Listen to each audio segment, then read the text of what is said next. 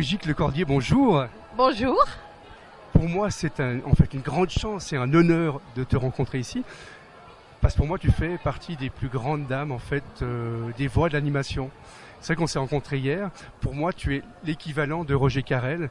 Pour moi, qui est un grand monsieur qui... J'ai toujours à peu près la larme à l'œil quand je parle de lui.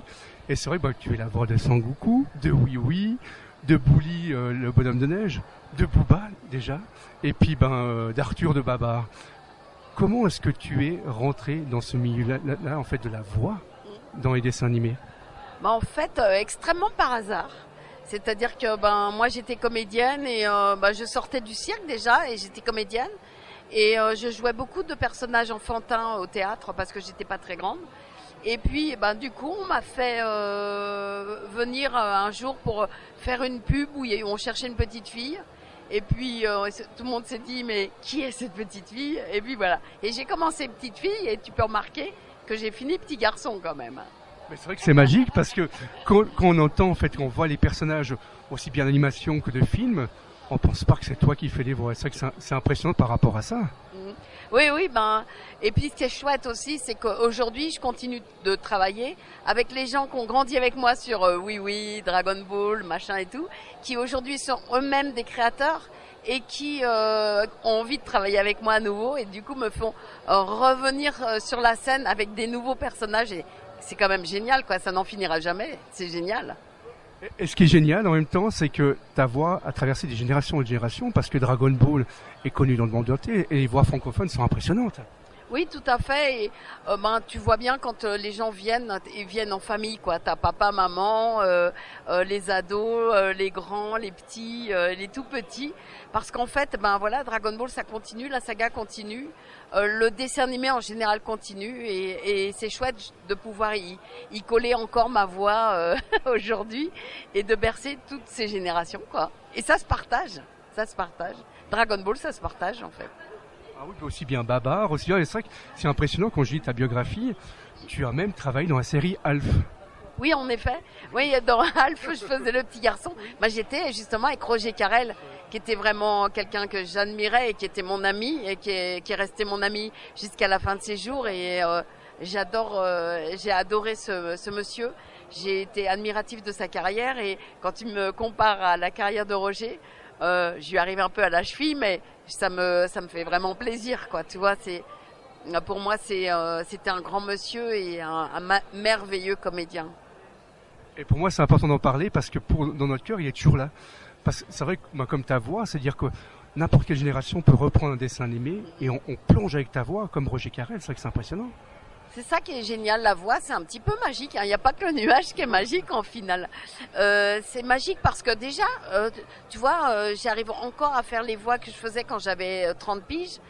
En fait, la voix, si t'as pas d'accident de vie, elle reste jusqu'à la fin de tes jours pratiquement.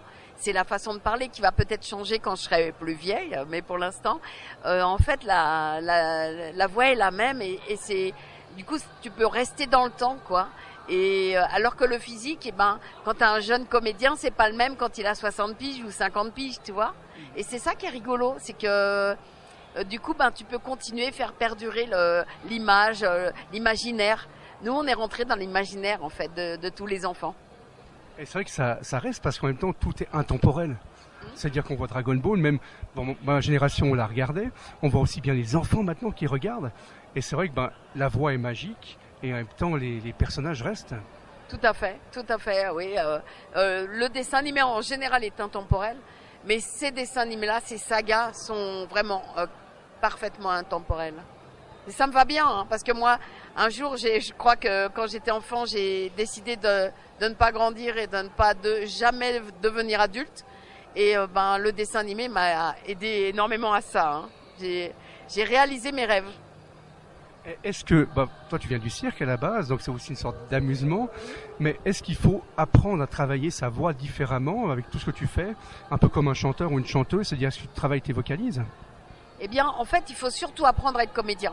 C'est-à-dire qu'il faut savoir jouer tout parfaitement au moment où ça arrive. Toi, le matin, des fois, t'arrives, il est 9h du matin, tu sais pas quel rôle tu vas faire, et ton personnage a perdu sa maman, son papa dans un accident de voiture. Il faut tout de suite être dans le coup tout de suite, ou alors t'es hilar parce que t'es une soirée avec des copains et tu viens de te réveiller, tu vois. Bon, bah, il faut savoir le faire, le jouer tout de suite. Après, ce qui est important aussi quand on veut être comédien, c'est bien sûr travailler sa voix, pas l'abîmer surtout, pas fumer, pas, manger correctement, essayer d'avoir une vie saine.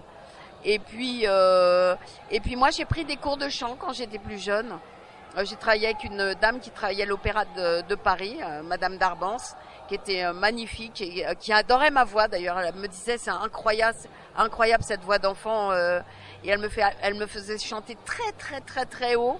Et puis des opéras de Mozart et tout ça, ça l'amusait beaucoup. Elle trouvait que c'était superbe et elle m'a beaucoup aidé à bien placer ma voix justement. Ce qui fait que je n'ai jamais été aphone de toute ma carrière.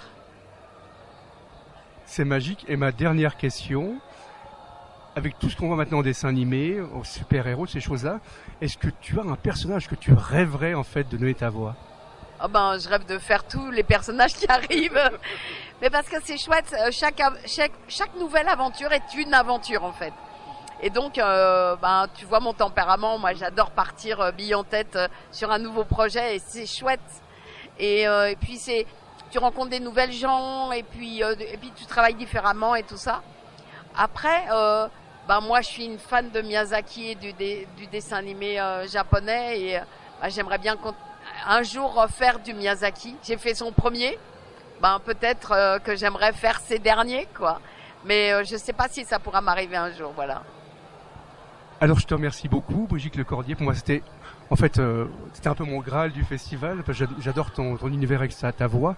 C'est vrai que moi je suis resté un grand gamin, c'est-à-dire ah oui, moi aussi bien oui, je suis fan. Et c'est vrai que tu as la voix qui va partout.